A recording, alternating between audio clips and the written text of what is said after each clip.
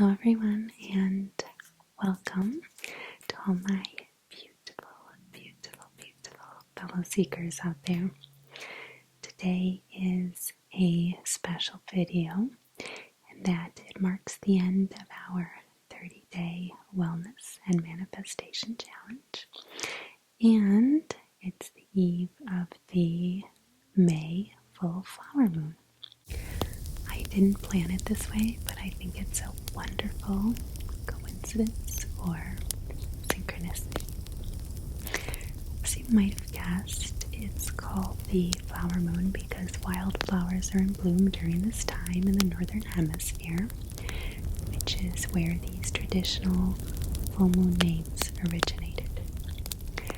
As an aside, there's a swath of land next to me, and instead of mowing there, decided to let it grow wild. And I love the idea of nature taking over and providing a resource to whatever plants and animals need it. There are already some wildflowers and grasses popping up, and I can't wait to see what it becomes all on its own. So, back to the topic of the moon. I've always been interested or entertained by astrology, I guess you could say, though I don't profess to be an expert by any stretch. More of a hobbyist. Of course, I take it with a grain of salt, but ever since I was little, I found it intriguing, and I did notice that there was some truth to it. The traits of certain signs based on your birthday and the like. So this month I did a little research and I found out that the full flower moon, May 18th, is in Scorpio. And I never knew what that meant until now. So I guess when the moon orbits the earth, it travels through all of the zodiac signs, spending a few days in each. And the moon is said to be in a certain sign if the moon reaches its fullness while visiting that particular zodiac sign. And the May full flower moon just happens to be in Scorpio. So, if you don't know about the Scorpio sign, it is a sign that rules over death, rebirth, and spiritual transformation. This particular full moon is considered one of the most powerful full moons for transformation and releasing what no longer serves you. As you could imagine, I found that to be really interesting based on what we've been talking about and working on. And also because when the moon is in Scorpio, there's a certain emotional intensity and passion present, which can be really helpful, can actually be a good thing for this particular time of year, because we tend to want to go deeper and really connect with our hearts. Really get to the bottom of things and figure out why we feel a certain way or do certain things or have had certain outcomes. And we also tend to be in a position to not only take stock of and identify, but also shed old habits or any limiting beliefs that we might be holding on to. It's sort of like, let's forget and do away with the superficial niceties or the small talk, and let's figure out what's really going on.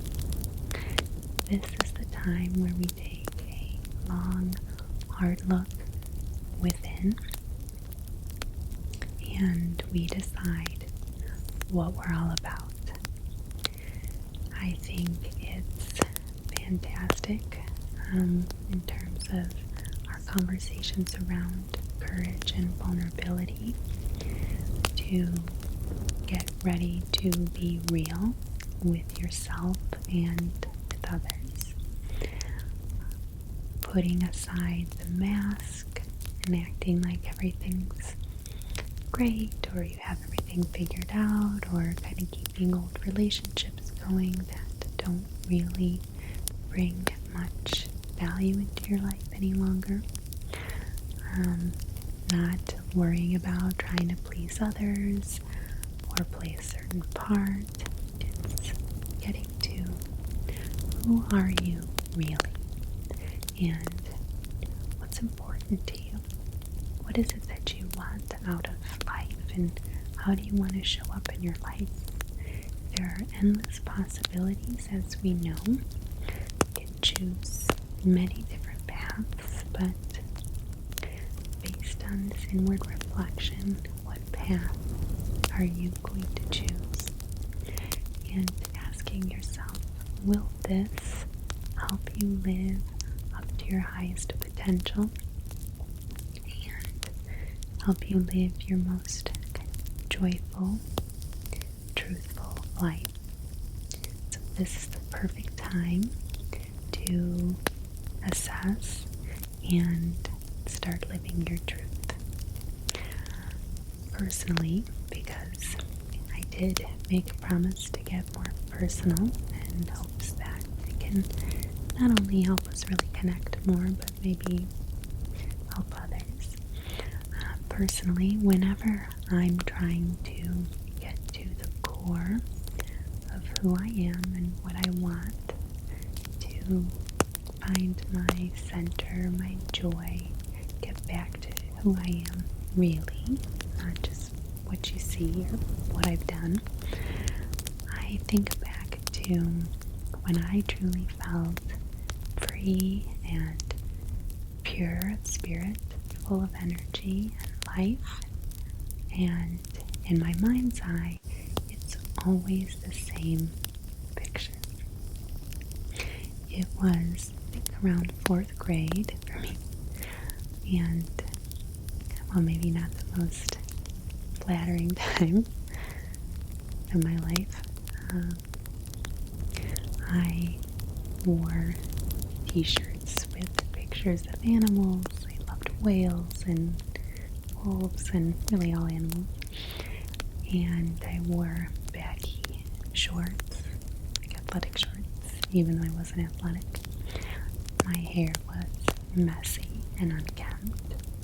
Never brushed it or worried about my outward appearance.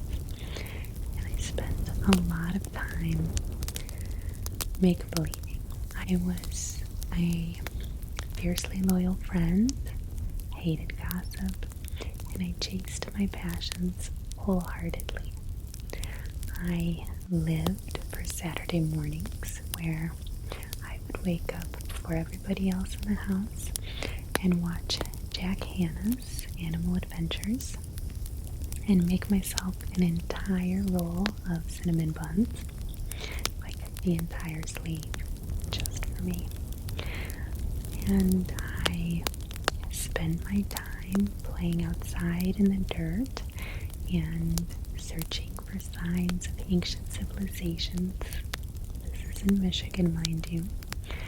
Or fossils, dinosaur bones, arrowheads, things of that nature. And my role models were Jane Goodall and Diane Fossey. I wanted to be a zoologist or archaeologist, and I wasn't interested in boys. I just felt like me, and I felt loved and special just in my existence. I felt an intimate connection to a higher power. There was a sense of comfort and safety there. Felt alive and full of adventure, and like there was this curiosity and magic buzzing all around me. I woke up early, of course, because I couldn't wait for another day to start. So, I share this because I hope you'll think about that time in your life when you felt truly free and joyful and so thankful and happy to be alive. Like every day was paradise. When you were fearless and confident, had a strong sense of self, and had so much love to give, and felt so much love within. So happy to be you. This, I think, fits so perfectly right now based on what we've been discussing recently. And I thought, let's just do the most daring, fearless thing and be ourselves, love ourselves, chase our dreams regardless of the opinions of others, free from their influence, driven by our spirit's passion for life. During this time, we want to release our burdens and the baggage of others, the hurt, pain, anxiety, and worry that gets piled on over time, and let go of anything holding you back, negative people or even negative self-talk. It doesn't serve you and it's not yours to carry. So go inside and find your magic. And it's a great time to ask, what does it look like when you are your youest you? When you're living up to your fullest potential? Going deep and thinking about your path. The one you're on now. Are there any changes or shifts or pivots you'd like to make? There are no wrong answers. And we learn either way. But you might just enjoy life a lot more if you're being true to yourself and living your authentic life. It's going to be an adventure no matter what, but we are tasked with making choices that feel right, that feel good to your highest you, the you that wears t-shirts with whales on it and neon umbro shorts, eats an entire sleeve of cinnamon rolls before 8 a.m. and embarks on archaeological digs in the middle of Michigan and doesn't care about what anyone thinks. Be that version of you. Awesome. There's just no time for anything else. Life is way too short. We are too amazing, too expansive of beings. So, the last month or so, I think has been really interesting, and I'd love to share what I've experienced personally. I think I mentioned this in a few videos, but I really began to focus on my attitude and outlook rather than waiting for the perfect life to knock on my door. As an example, I live close to, I guess, what is now kind of a main road. I didn't realize when I moved, and all I could think about was the traffic and the noise and the cars, and kind of regretting my decision or feeling like I didn't do my due diligence. And the moment I focused on that, that's all I could hear, see, think about. I would swear there were 10 times as many cars driving by as when I first moved. And then I decided there's nothing I can do about it. And I needed to make peace with it, take my mind off it, and not really think about it that way and enjoy the area for what it was.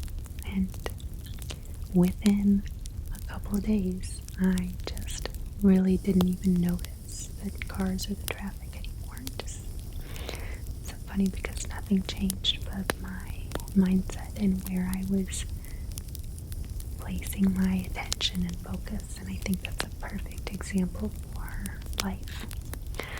And I started doing this more and more, started counting my blessings and thinking about thankful I was for all that I had every day. And just like that, it seemed to sort of snowball into feeling happier and feeling more abundant and more prosperous, even if nothing changed. And some things did change. So I think that in terms of my personal relationships became a lot easier, happier, more joyful, and I, kind of little examples, I had been looking for this particular rug to match one that I already had, and it wasn't in any stores. I found it in one of those kind of like Home Goods or TJ Maxx, and weeks later, I couldn't find it online or anywhere else. I was just had an appointment and decided to swing by, and there it was. And I happened to have a coupon, and it worked out really well. And I was seeing a specialist for some, physical issues, and the copay was quite high, but obviously I prioritized my health, so just tried to make peace with it, even though it definitely hurt a little bit each time. And then yesterday, they said, "Oh, we meant to tell you, we just heard from the insurance company, and instead of the copay, which I think was like $40 a session, it's only $4. So that's a huge difference, and we'll be writing you a check." So just really little things like that, but I was able to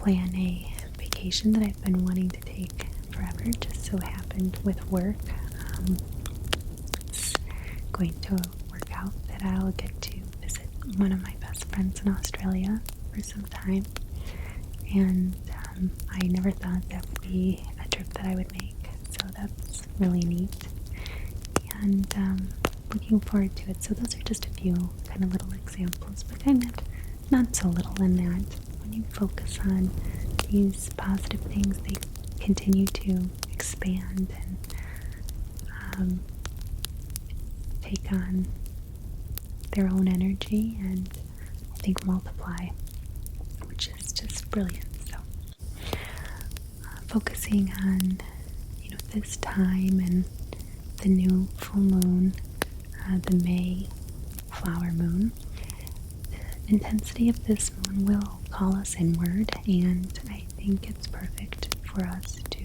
be aware and capitalize on this energy that's available to us, either real or imagined. It sort of doesn't matter, to tune in to how beautiful and powerful and successful and wonderful you already are, and using the energy and emotion of this moon. So pay attention to that little voice inside and look for those pure and simple truths within. The answers, I believe, at least, are truly already there, and it might not seem significant or life-changing at first, but life is all about small choices and the day-to-day, and what you give your energy and attention to. These everyday moments and habits slowly will transform your entire world, but starting from the inside out. So let's focus on that magic within and the power to transform with gratitude and a positive attitude. And we honor our authentic selves, and we take steps every day to get closer to that. Finding the miracles in everyday life, which is one big adventure. I stop and think sometimes how amazing it is that we, me, you, all of us here are together at this moment in time on this really speck of dirt, hurtling through space, through the universe, which is infinite and ever expanding. At this particular point in time, there have been billions and billions of people who have lived and died before us, but we are here now, and we are able to create and change the material world. We are able to affect individual change and outward external changes within the greater community. So let's really be here together. Let's make the most of this fantastic opportunity. Let's make our mark starting with us at the individual level, and let's make it count. So,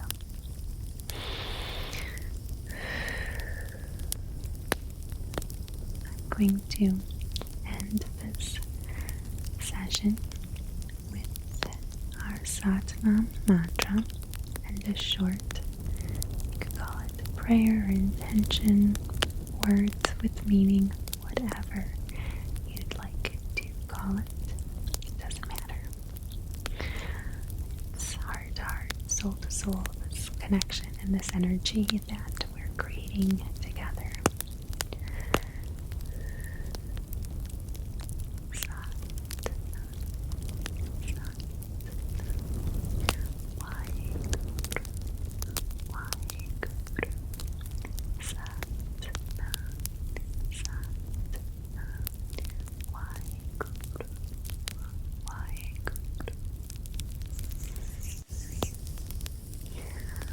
I no longer have relationships or experiences based on fear or beliefs that no longer serve me. I open, allow, and receive awesome, loving, intimate, nurturing companionship of Divine Spirit as I acknowledge and express my deepest passions and desires with their full potential and joy. I am going to walk my path and allow with balanced, loving energy to be safely grounded and share my joy and passion. I allow my perfect path to unfold in divine timing and order for my highest and greatest good, and I give thanks for all of my blessings and all of the blessings that are already on the way to me. I thank you so much for sharing this time and really incredible experience over the last month with me. It has meant so much, and it truly has been powerful and transformative. I hope it's been helpful for you too, and I can't wait to continue on this journey with you.